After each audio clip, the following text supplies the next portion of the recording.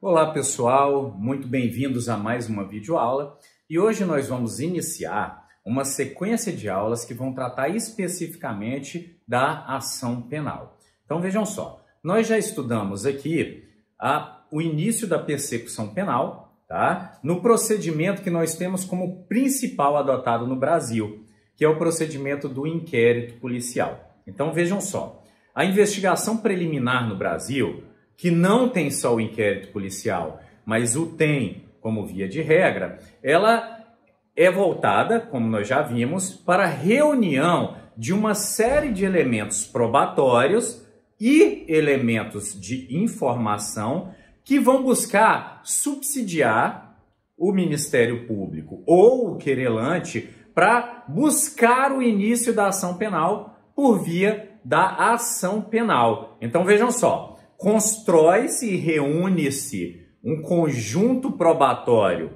e informativo para subsidiar o titular da ação penal a buscar em juízo a resolução do caso penal, falando se ali existe ou não culpa em relação a quem e em que grau. Isso através do processo penal. Então nós vamos ter no processo penal brasileiro a etapa preliminar, que vai servir a reunião dessas provas, a junção dessas provas e elementos informativos, para verificar se existe justa causa, no chamado fumus comissi delicti. Isso vai ser submetido ao órgão responsável por promover a ação penal, que é o que nós vamos estudar, e promovida a ação penal, e sendo ela recebida pelo juízo, vai dar-se início ao processo penal propriamente dito, buscando a solução desse caso penal, verificando se está ou não formada a culpa, que é o pressuposto, por sua vez, para a aplicação da pena a alguém no Brasil. Então vejam só, nós estamos estudando os fragmentos do poder estatal, que são distribuídos por diversos órgãos estatais para executar todo o caminho da persecutio criminis, da persecução penal, que é o quê? É algo que se inicia quando há o cometimento de um crime, na apuração, reunião de elementos probatórios e depois na submissão para o debate jurídico em contraditório do caso penal, verificando se formou-se a culpa. E nesse caso, formando-se a culpa, impondo-se a pena ao final, depois da condenação, ou se não verificada a culpa, para manutenção do estado de inocência que naturalmente e constitucionalmente todos temos no Estado brasileiro. Então vejam só, a persecução penal ela é fragmentada. Ela é fragmentada em diversas etapas. A primeira é a investigação preliminar, que nós vimos através do procedimento do inquérito. A segunda, o exercício da ação penal, que é a postulação para iniciar-se o processo penal. O terceiro, o processo penal, da onde vai se verificar a formação ou não da culpa. Então, a ação penal, nós vamos estudar de forma fragmentada, porque o assunto não é tão pequeno, e nessa primeira aula nós vamos ver as noções penais do que é a ação penal no Brasil, ok? Então, venha com a gente e vamos acompanhar essa aula aí sobre ação penal. Iniciando, para que vocês busquem no Vademecum aí de todos vocês, ou até no site, o Código de Processo Penal, é importante que nos aloquemos acerca do nosso estudo. Então, nós vamos estudar aí o título 3 do Código de Processo Penal, que é um título voltado para a ação penal. Então, ali vão estar os principais elementos que nós vamos abordar aqui e nas próximas aulas sobre ação penal, aqui em nosso canal. Então, olha lá, para quem quiser acompanhar e fazer anotações, nós vamos estar em nossa aula transcorrendo entre o artigo 24 e o artigo 62 do Código de Processo Penal. E nós vamos dar um pulo lá na frente para identificarmos alguns elementos aí também no 395 do próprio Código de Processo Penal. Então, abram os seus códigos, façam as suas anotações, até para, como já dissemos anteriormente, para que isso facilite o processo de absorção do conteúdo, utilizando mais método, mais elementos aí de memória, escrevendo, anotando, lendo, assistindo a nossa aula, ouvindo também. Ok? Então, vamos lá iniciar na conceituação. O que é ação penal? Então, olha só, cabe a gente fazer um pequeno parêntese antes, falando que muitas pessoas confundem a ação penal com o processo penal. A ação penal é esse pequeno momento que existe entre o recebimento dos elementos na investigação preliminar e o exercício do direito postulatório que se tem, sendo um dever para os órgãos estatais e um direito nos casos de ação privada. Então, esse pequeno momento postulatório é a etapa postulatória do processo, em que se pega todos os elementos que vieram lá do inquérito policial ou de alguma outra investigação que tenha sido realizada antes, junta-se, cria-se ou forma-se a opinio delicti, né? A opinião delitiva, peticiona-se com esses argumentos em juízo, demonstrando, olha, excelência, eu tenho aqui um caso provável. Caso provável é o que a gente chama de fumus commissi delicti, que é, olha, existe uma justa causa para que alguém seja colocado no banco dos réus e submetido ao contraditório para verificar se confirmam essas informações que nós temos aqui até então. Então vejam só, é a parte postulatória do processo penal, que vai se encerrar quando? A partir do momento que é recebida essa postulação e é iniciado o processo penal, ok? Mas olha, apesar de pequeno espaço, não é tão simples assim. Então vamos lá. O que é a ação penal? É a busca, efetivamente, dessa prestação jurisdicional no âmbito penal. Essa prestação jurisdicional no âmbito penal é a busca pelo Poder Judiciário para que ele, no império penal, diga se aconteceu ou não um crime, quem é culpado e qual é o grau dessa culpa na individualização da pena. Então vejam só, a partir do momento que nós afastamos a barbárie, o Estado monopolizou a possibilidade de impor pena a alguém. E olha, a partir do momento que o Estado monopolizou a imposição de pena, criaram-se postulados jurídicos racionais, falando, olha, já que nós afastamos a barbárie, nós vamos aplicar a pena só a partir do momento em que alguns postulados de racionalidade jurídica forem satisfeitos. E isso é o que a gente chama de devido processo legal. Então, a ação penal é a busca do desencadeamento do devido processo legal, do processo onde vai se discutir se há ou não culpa, se há ou não culpado e qual é o grau desta culpa, tá, em caso de condenação. Então, vejam só, para o Estado acusador, que é o Ministério Público, nós vamos estar diante de um poder-dever. Poder-dever. Então vejam, o Ministério Público não escolhe quem acusar. O órgão ministerial, como órgão público, está sujeito ao império da lei. O império da lei preconiza que, estando diante de indícios de autoria e materialidade deletiva, fumus commissi delicti, deve-se propor a ação penal. Tá? Nós vamos ver que tem algumas exceções legais, como o acordo de não persecução, que foi trazido na Lei 13.964 aí. Para o particular, nos casos de ações privadas, surge aí sim um direito. Então veja, direito é algo que pode ou não ser invocado ao sabor da conveniência e oportunidade de quem o invoca. Então, para o particular, há conveniência e oportunidade. Para o órgão ministerial, como representante estatal para o Ministério Público, não há conveniência e oportunidade. Há sim uma obrigatoriedade. Então, os poderes nas democracias são ligados a deveres. Poder sem dever é arbítrio, tá? Poder sem dever é arbítrio. Então, todo poder está ligado na medida exata e proporcional a um dever que deve ser executado. E o dever do Ministério Público, neste caso, é o dever de propor a ação penal quando ele está diante de um conjunto robusto de provas e forma a sua convicção, a sua opinião delicti, sobre a existência de um provável crime. Então, o que se submete em juízo na ação penal é um caso provável penal, tá? Então, olha só, trata-se da apresentação de um crime aparente, fumus comis delicti, um caso provável, tá? Para a resolução judicial.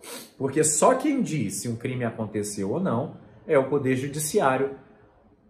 Depois de um contraditório. Então, nulla pena sine judicio, já diria Ferraioli em um de seus axiomas. Não há pena sem o devido processo legal, sem um julgamento, sem que o caso seja submetido ao judiciário. E é isso que se postula na ação penal. O que se postula na ação penal, de forma bem sintética, é, olha, excelência, peço que condene fulano às penas desse crime. E aí o juiz vai submeter isso ao contraditório e verificar se pode ou não acatar aquele pedido, tá? Julgando o caso penal. Vamos lá. Olha só, sintetizei aí, ou tentei sintetizar em uma frase. É o dever-poder que detém o Estado acusador de submeter ao judiciário casos penais. Quando? Quando está presente a justa causa, fumus comis delicti, buscando a resolução do caso penal pelo Estado juiz. Então, o Ministério Público pede a condenação e quando ele apresenta o caso penal, ele fala, olha, eu estou pronto para defender esse caso em juízo. E o juiz vai chamar outra parte para debater. Porque a sentença, a síntese, só existe diante do tese e antítese, tá? Diante do contraditório.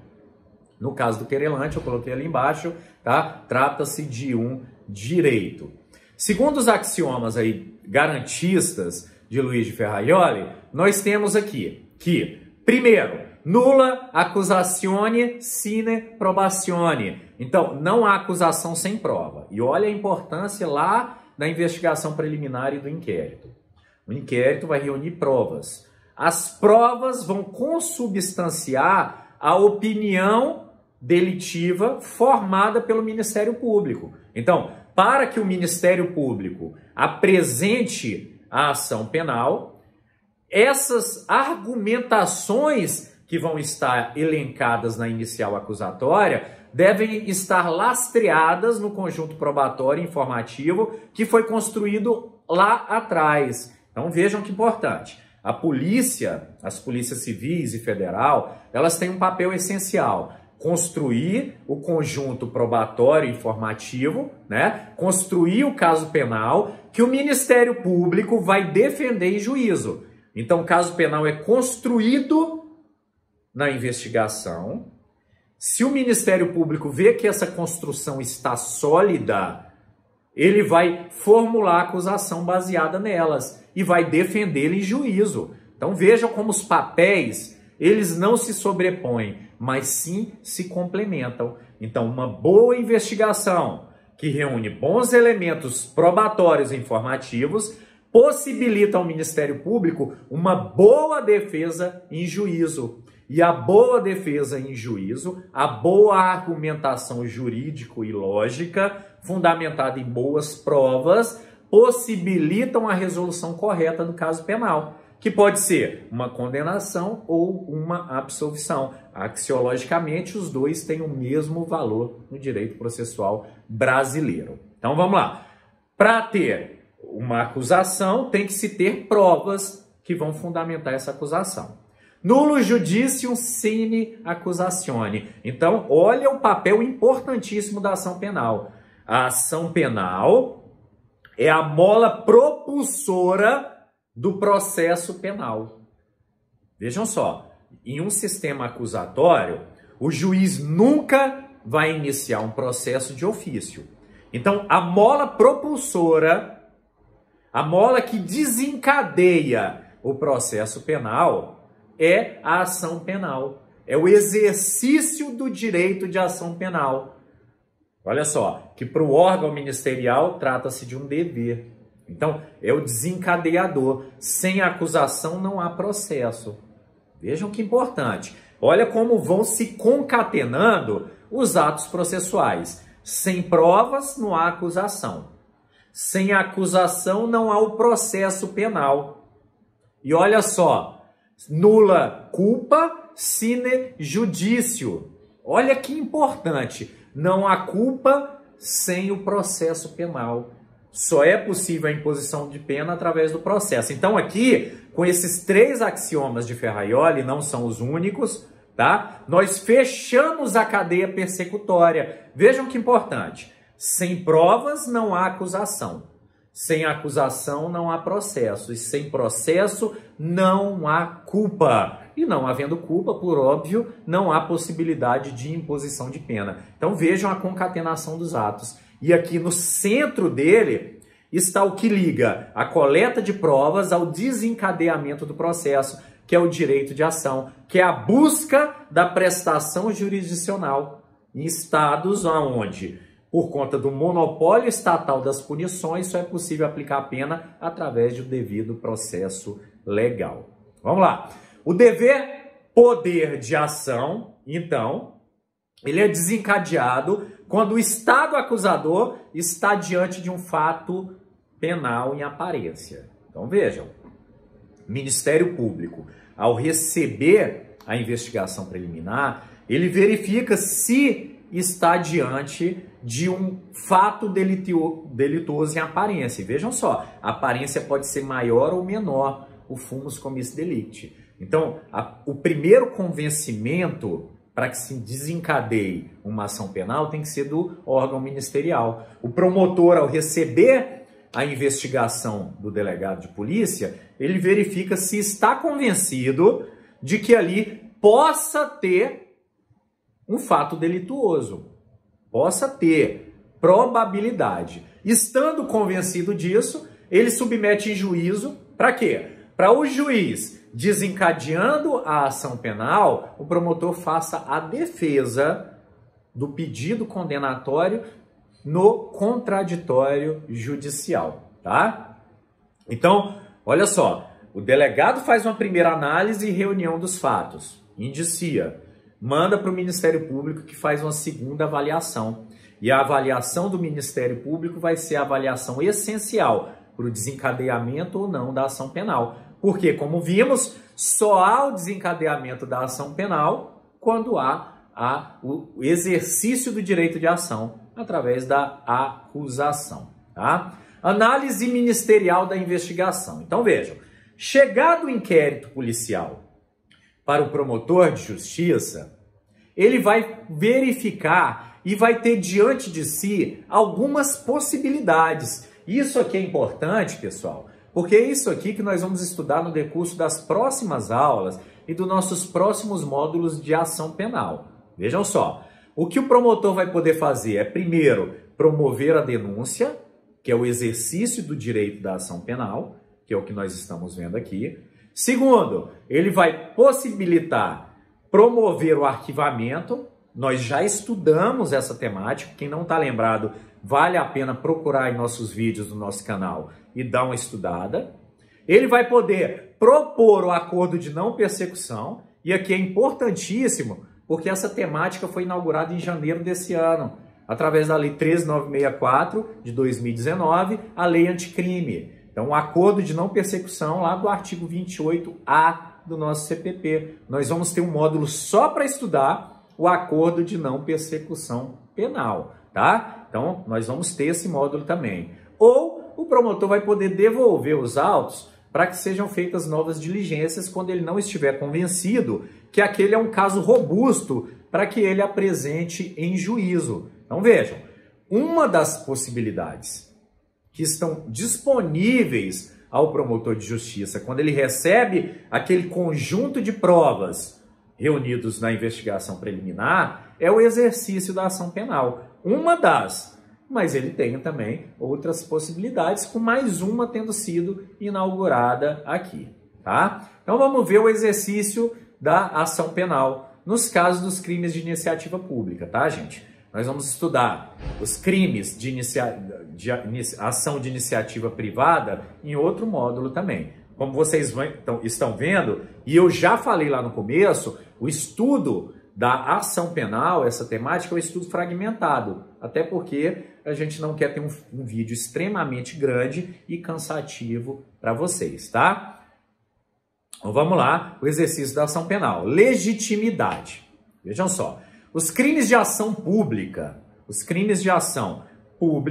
seja ela condicionada ou incondicionada, eles devem ser promovidos pelo órgão ministerial. Então vejam, crimes de ação pública. O próprio nome já diz que o interesse prevalente ali é o interesse público e, portanto, o órgão ministerial age em nome da sociedade no exercício aí, no caso do dever-poder de ação penal, tá? Dever-poder de ação penal para iniciar aí o processo penal. E qual que é o nome dessa peça? A petição inicial, movida pelo Ministério Público no seu exercício do direito de ação, ela vai se chamar denúncia. Então, denúncia não é o que vulgarmente a gente fala que vai fazer na delegacia quando sabe de um crime. Aquilo ali chama boletim de ocorrência, informação de crime. Quando se vai a uma delegacia, vai informar um delito, informar um acontecimento do delito. Denúncia é o nome da petição inicial acusatória promovida pelo Ministério Público, beleza? Nas ações condicionadas, gente, vai ter um requisito a mais, que vai ser a requisição do ministro da Justiça, em alguns casos, nós já vamos estudar também posteriormente, e representação do ofendido ou de seu representante legal, tá? Ou do que é chamado sucessor processual. Nós vamos ver também a representação em módulo próprio. Os requisitos. Para que você não, né? A não ser quando você se tornar promotor de justiça. Mas vejam só, para que o órgão ministerial ou o querelante, representado por seu advogado, exercite o seu direito de ação, olha só, para o exercício da ação penal, portanto, é necessário que se satisfaçam algumas condições.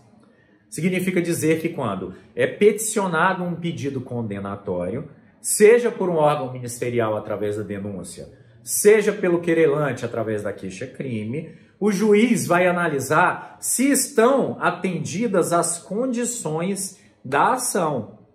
E olha só, diferentemente lá do processo civil, no processo penal, o juiz não vai mandar corrigir, ele vai simplesmente rejeitar. Até porque no processo penal, o juiz tem que se manter ao máximo distante da análise do fato inicialmente, mantendo assim a sua necessária imparcialidade, tá? Então, os requisitos são as condições essenciais para que seja exercido o direito de ação penal e, por consequência, aí, para que seja desencadeado o processo penal. Como que a gente sabe quais são esses requisitos? Grande parte da doutrina, pessoal, ela vai buscar esses requisitos lá no processo civil. E aí é uma impropriedade gigantesca. É aquela impropriedade velha, já tratada por Carnelucci, naquele artigo dele, conhecido pelos processualistas como a Cinderela, em que ele trata o processo penal como a Cinderela que usa roupas usadas do processo civil para a criação de seus institutos próprios.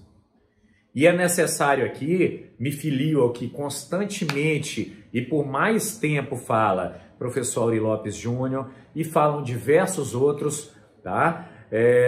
Acerca da necessidade de se criarem institutos próprios para o processo penal.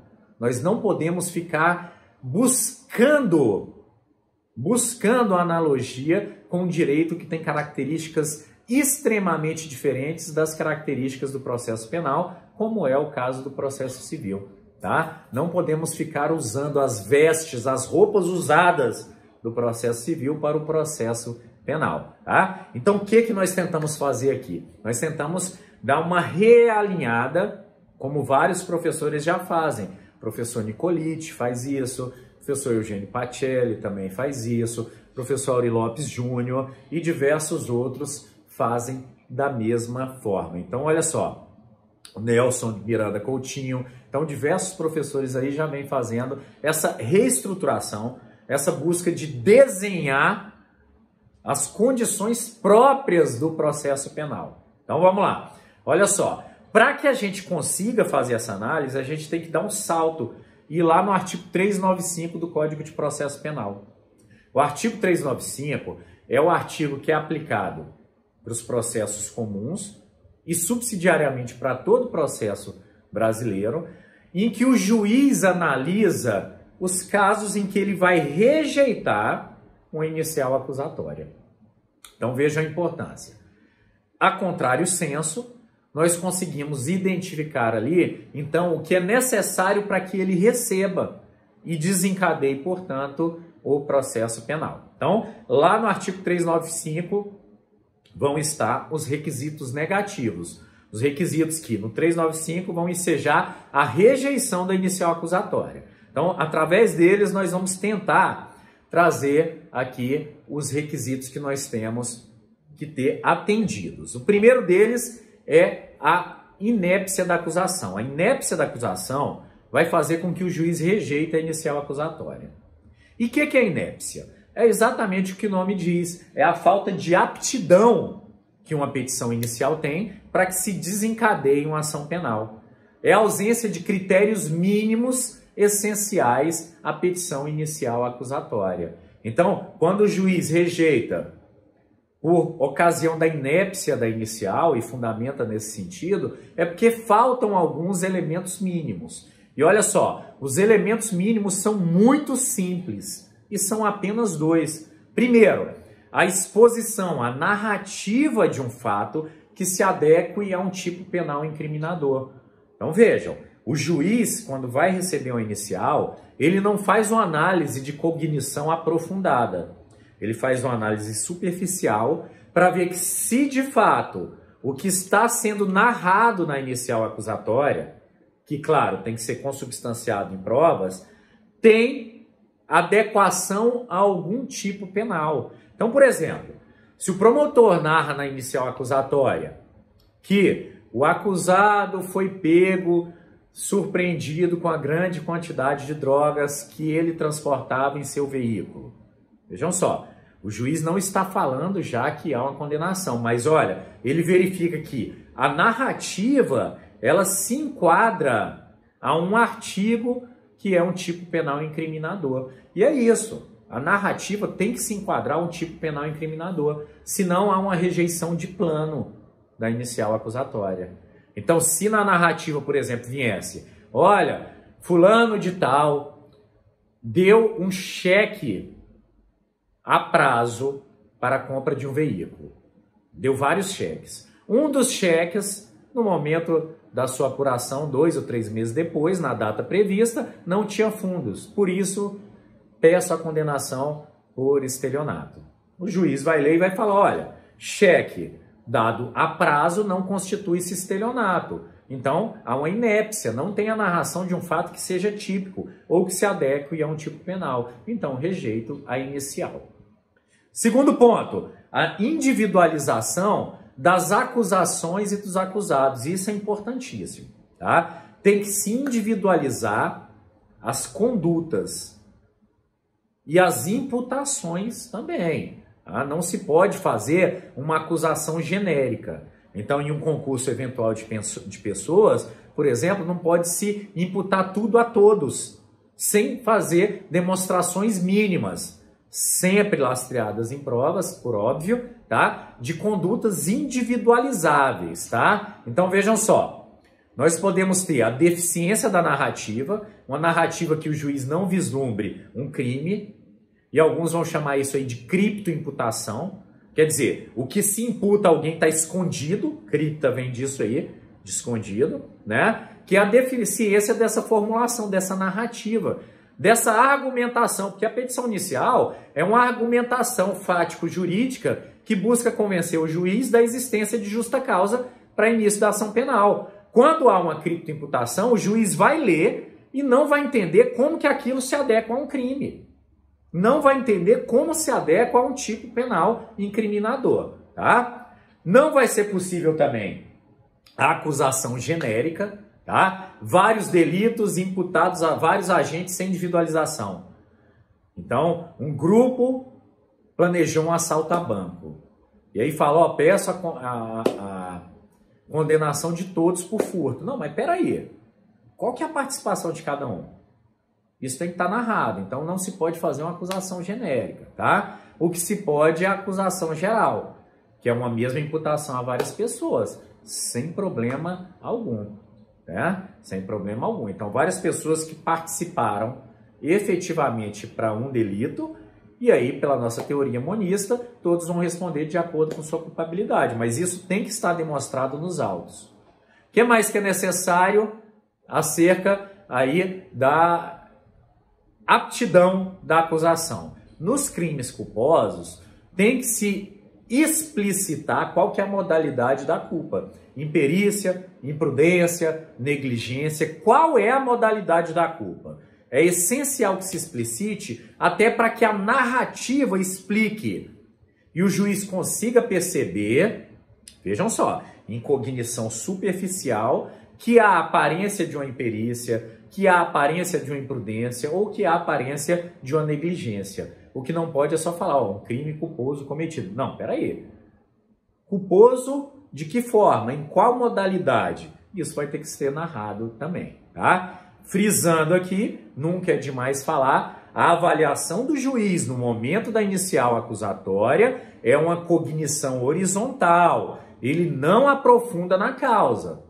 Ele só vai ver se tem a narrativa suficiente e se há o apontamento de elementos probatórios suficientes, mínimos, para que tenha a aparência de um crime.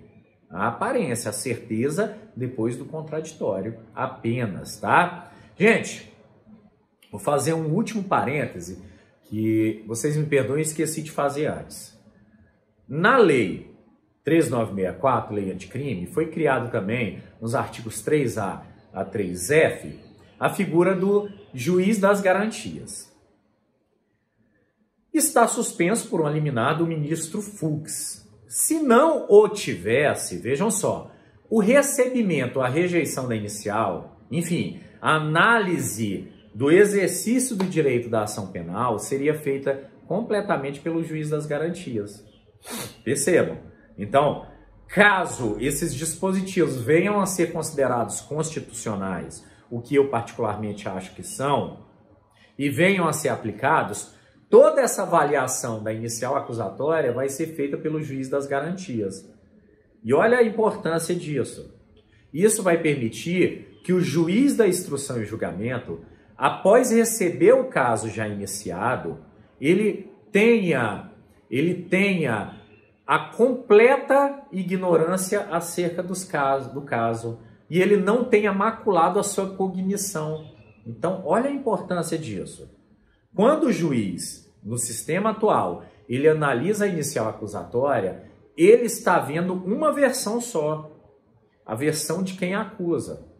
E, inevitavelmente, isso macula a sua cognição. Ele fica, no mínimo, com uma tendência para o lado dessa primeira versão que ele escutou, que é a versão da acusação. Isso vai ter implicações no que a gente chama de teoria da dissonância cognitiva, que foi algo estudado por Festinger, por exemplo, dentre outros, tá? Que fala que quando nós tomamos um posicionamento, é muito difícil que a gente volte atrás nele. Então, o juiz de garantias vai ser muito importante porque ele vai apreciar essa parte e vai permitir que o juiz da instrução ele tenha absoluta ignorância acerca do caso penal e aí sim ele vai julgar com uma cognição absolutamente livre de posicionamentos, sem sofrer as influências aí da dissonância cognitiva. Beleza? Voltando então aqui. Então, crimes culposos tem que falar a modalidade da culpa. Pressupostos e condições da ação. Então, a segunda análise. A primeira análise diz sobre a aptidão da acusação. Então, ele vai analisar a narrativa argumentativa, lógico-jurídica do promotor ou do querelante ao exercer o seu direito de ação. Então, ele vai analisar toda aquela narrativa.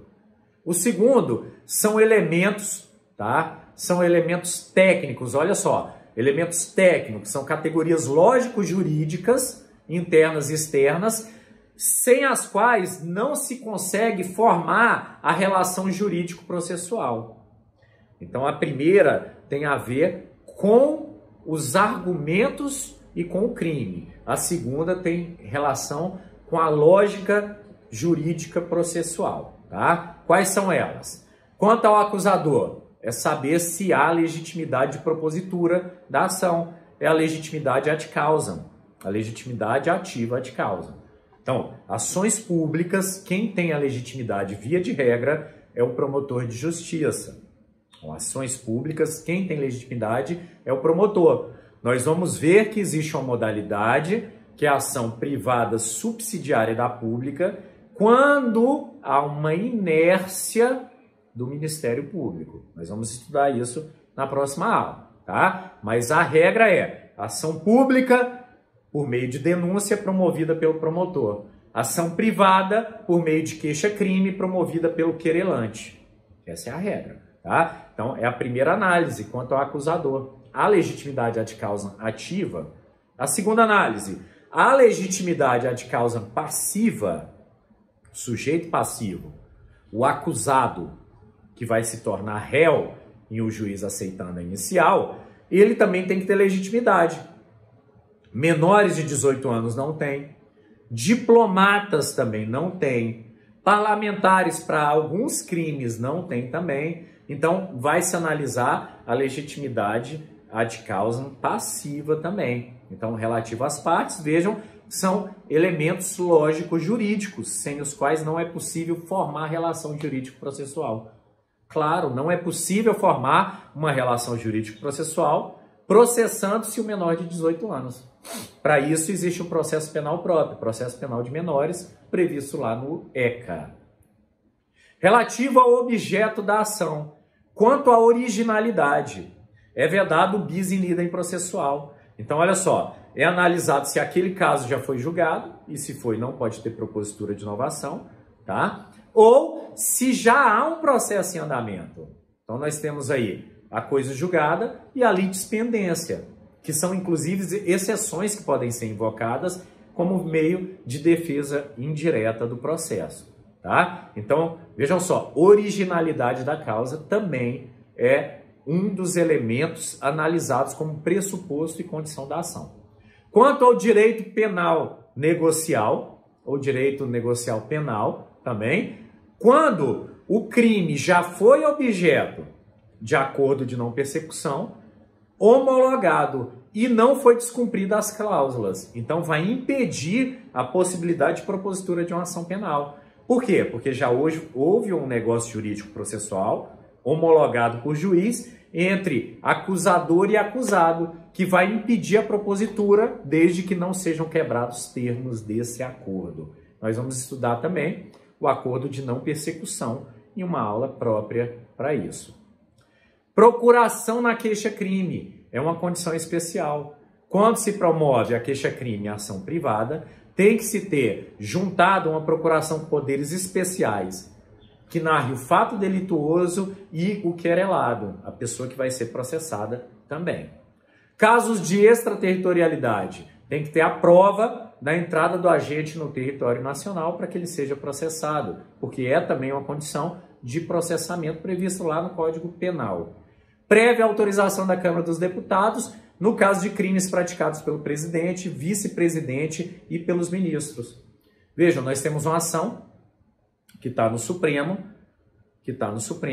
que foi aquele caso desencadeado, aquelas informações desencadeadas aí pelo Sérgio Moro. Para que isso eventualmente venha a virar um processo penal, tem que ser submetido à Câmara dos Deputados. Então, os deputados vão votar e, se votarem favoráveis, o presidente vai ser afastado por até 180 dias para que haja o processamento da ação. Tá? É uma condição especial. Então, sem autorização da Câmara, não se desencadeia o processo penal nesse caso. Então, é o elemento especial adicional aí. Nós temos ainda o crime do artigo 236, tá? Que precisa da certidão de anulação do casamento passada em julgado. Tá? Então, é um crime especial de ação exclusivamente privada, tá? Que é contrair casamento escondendo questão prejudicial a ele. Tá? Então, só quem pode entrar é o prejudicado e tem que juntar aí a certidão de anulação do casamento. Crimes falimentares, nós precisamos também da sentença de falência juntada para que seja possível, ou homologação aí de acordo judicial. Tá? Então tem que ser juntado também para que se desencadeie a persecução penal. Condições de procedibilidade são aquelas dos casos dos crimes condicionados à representação ou à requisição do ministro da Justiça. Significa dizer que quando peticionado uma ação nessa modalidade, uma das coisas que o juiz vai analisar é se há representação ou a requisição do ministro da Justiça, a depender do caso. Em não havendo, o juiz vai negar, vai rejeitar a inicial por falta de uma condição de procedibilidade da ação. Como último elemento, há a justa causa. E justa causa já é o revolvimento em nível de cognição superficial do conjunto informativo probatório que lastreou a argumentação jurídica da acusação. Como eu falei antes, uma acusação, tudo que é dito na acusação tem que estar lastreado em provas. O juiz vai dar uma olhada no conjunto informativo probatório e verificar se essas provas são suficientes para desencadear uma ação penal. E vejam só a dificuldade, o porquê que nós temos que ter um juiz de garantia e um juiz de instrução. Porque a partir do momento que o juiz revolve o conjunto informativo probatório, ele já está formando seu convencimento antes mesmo do estabelecimento do contraditório, antes do início do processo penal. Tá? Então, aqui na análise de justa causa, o juiz vai ver se tem elementos mínimos que comprovem a possibilidade, fumus commissi delicti, do cometimento de um fato delitivo. Então, ele vai analisar o caso de um conjunto mínimo, tá? Em caso de dúvida, se ele ficar balançado, olha, não sei se tem ou não tem, entende-se a jurisprudência, STJ e STF, que deve-se dar início à ação penal, tá? A ação penal não, desculpem, ao processo penal. Justa causa, então, é uma análise que se faz dos elementos mínimos de probabilidade do fumus commissi delicti, da tipicidade material, em que pode-se, por exemplo, o juiz rejeitar a inicial acusatória em casos de insignificância. Então vejam só, casos em que violou-se um bem jurídico de forma tão mínima que impede o desencadeamento da ação penal. Então todo crime protege, ele tutela um bem jurídico. A insignificância são casos em que a lesão foi tão pequena que não chegou a incidir em dano nesse bem jurídico que seja tutelado pela norma. Então é importantíssimo. Aqui no Tocantins nós temos um caso famosíssimo, que é o caso das melancias. Então o Dr. Rafael rejeitou uma inicial acusatória por ausência de justa causa, porque ele achou insignificante aquelas melancias que tinham sido furtadas sem nem o dono saber que tinham sido, tá? Então, casos de insignificância vão ser rejeitados com fundamento na ausência de justa causa.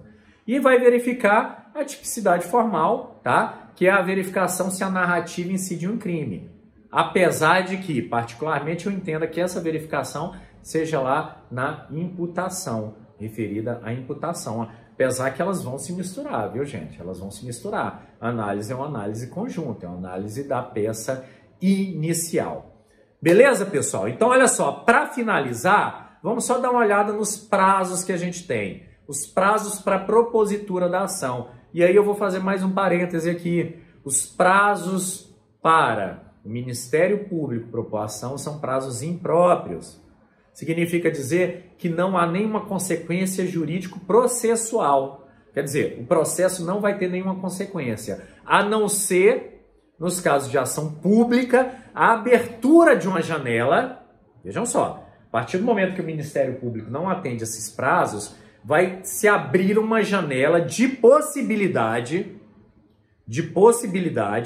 para que a vítima ingresse com ação privada subsidiária da pública. Vai se abrir um prazo de 6 meses, como nós vamos ver à frente. Tá? Então é a única consequência. Fora isso, não temos outras, tá? Então veja lá, se o réu está solto, o promotor tem 15 dias a partir do momento do recebimento das informações. Então, basicamente, quando recebe o inquérito ou qualquer investigação, 15 dias se o réu está solto, 5 dias se o réu está preso.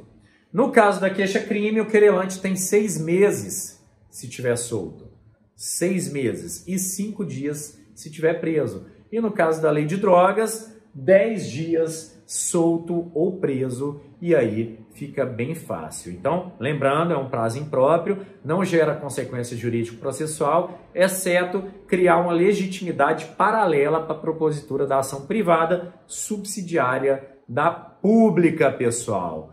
Bem, gente, olha só, não foi tão demorado, porque eu segmentei. Nas próximas aulas nós vamos dar continuidade ao estudo da ação penal, vamos estudar com mais detalhes a ação penal privada e vamos estudar o acordo de não persecução penal. Nós já estudamos parte da ação penal quando nós vimos o procedimento de arquivamento, porque ele insere-se também no bojo dessa disciplina e ele está dentro desses dispositivos aí, entre o 24 e 62 também do CPP, mais propriamente lá no 28, como vocês já viram, tá? Então aqui nós iniciamos os estudos de ação penal, não terminamos ainda vamos ter algumas aulas à frente para a gente conseguir vencer toda essa disciplina. Aqui foram só os elementos iniciais para que vocês tenham ideia do que é o exercício desse direito ou dever de buscar o judiciário para a resolução do caso penal. Forte abraço, fiquem bem e logo mais, na próxima semana, nós teremos a continuidade dessa aula de ação penal. Até lá, nos vemos em breve.